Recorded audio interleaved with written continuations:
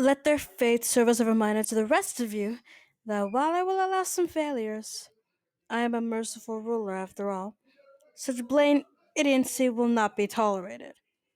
Imprisoning that last trespasser and his return in the dungeon, let alone the same cell, is a mistake. I'd expect for a 5-year-old. Hopefully, whoever is next in line to assume the role of a head warden has a cognitive capacity greater than a child's.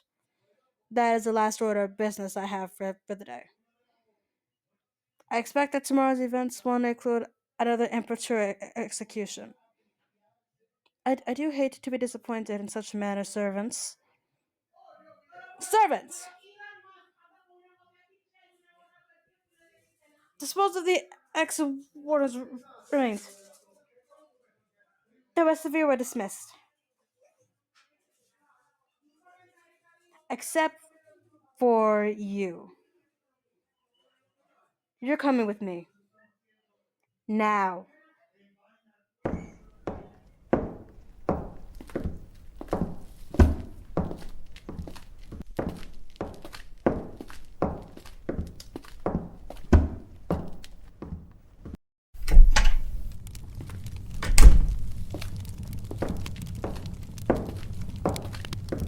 Gods. Am I happy to get this all over with? I get so tired of holding court in my ascent to the throne of the lands and claiming that the titles of Empress. Not once did I anticipate that I would spend the greater portion of days handling bureaucratic nonsense. Plus, the putting of errors is an act I am growing even more wary of. Can't even ask to go for a walk without some untrustworthy underling seeing it as a sign of weakness to exploit.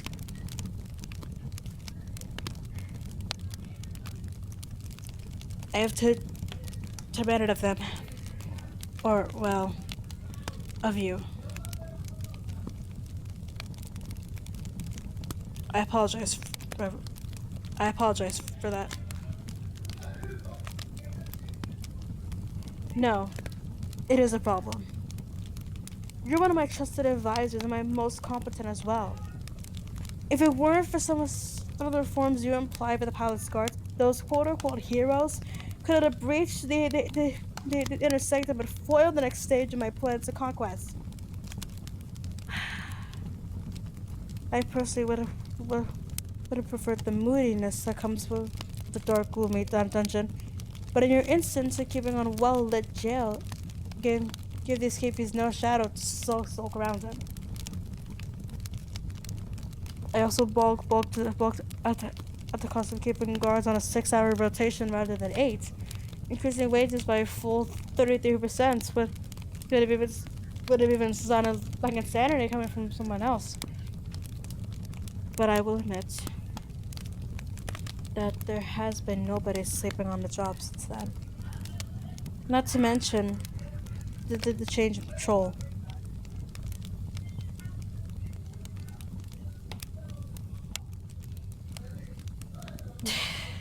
Listen to me. I know my judgment can be harsh sometimes, but you deserve this praise. You rarely disappoint, and even when you failed, your loyalty and competence have never been in doubt. You also know more about your field than I have the time and ability to learn. All of this is why I want you on my side. I can't imagine nobody else. I can't imagine anybody else replacing you, quite honestly.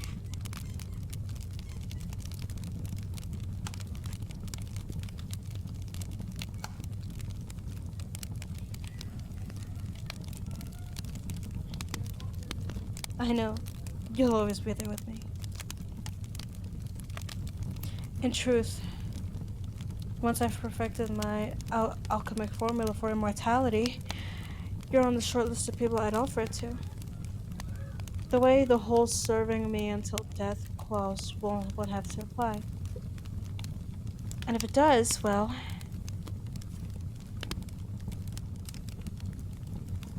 that's what necromancy is for.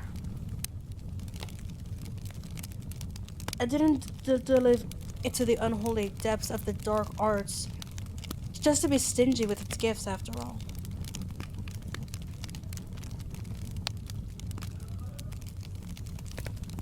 Oh, don't start thanking me for my benevolence just yet. This is just the tip of the iceberg when it comes to what I'm offering you as your reward.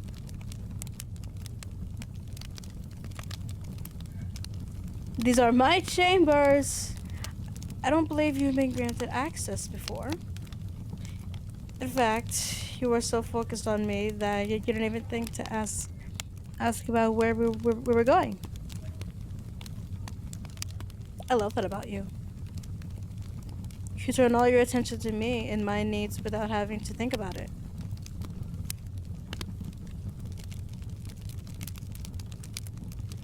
You have, from the very start of my reign as Empress, and that's something I have a terrible need for right now.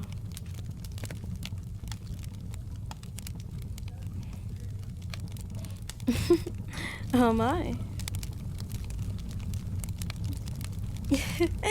You just couldn't help but shudder when I put my hands on you.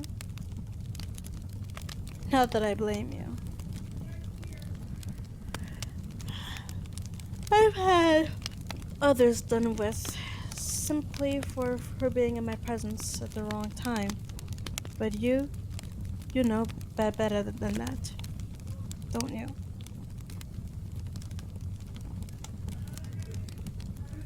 You're not afraid of what I will do to you. Or maybe you are? Either way, I know what you want. I caught those lingering eyes on me often that you might suspect.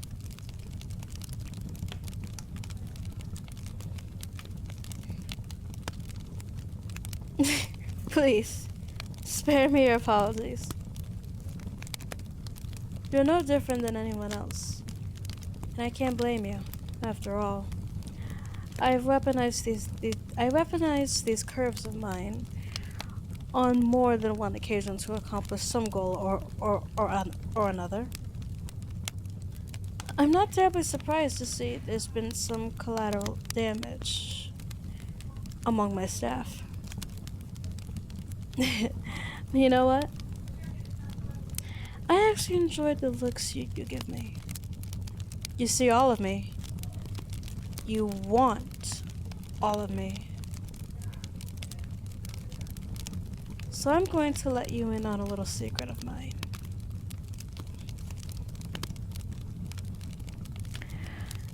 I want you to.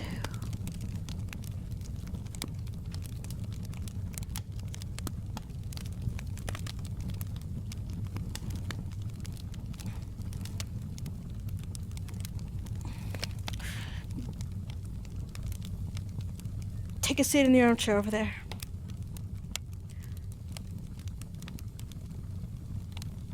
I'll let you know how this is going to work.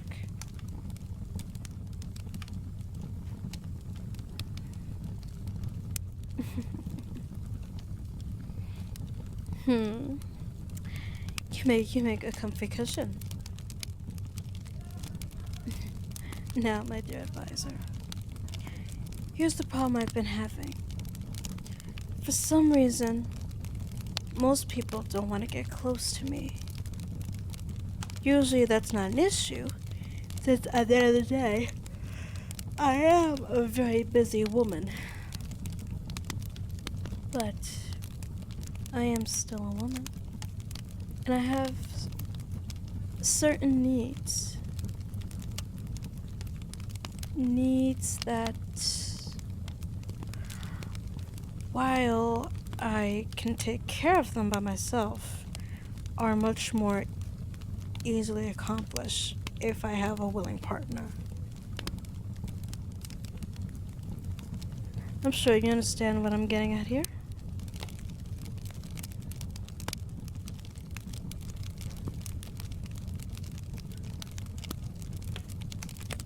Why you? Were you not listening earlier? You're attentive, thoughtful, incredibly attractive, and 100% loyal to me.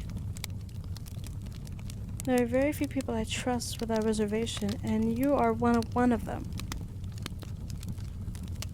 All of this makes you the perfect choice for me to take on as a lover.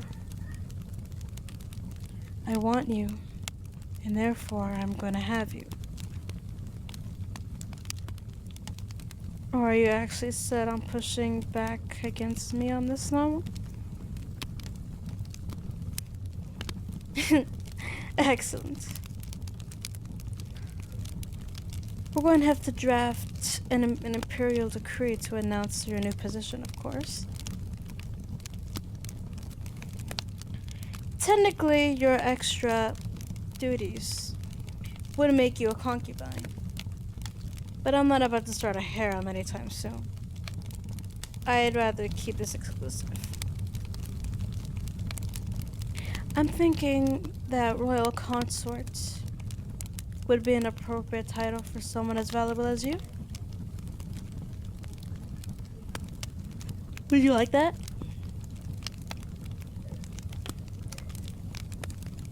Good. Whenever the two of us agree on something, I have no doubt that it's the right course of action. Now,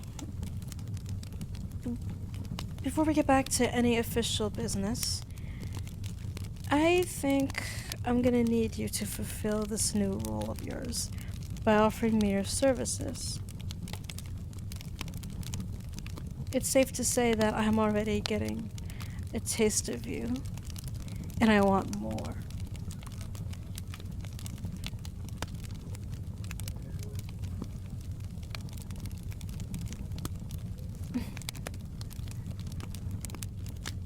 Oh my, yes. I will be having more of that. Don't worry. But by the way, you're squirming under me. I get the feeling you're having too much fun. You have much more to offer. Do you have anything else you want to show me that I might find pleasing? Well then, lover. Don't leave me waiting. I want everything you have to offer me. That's a direct command from your Empress.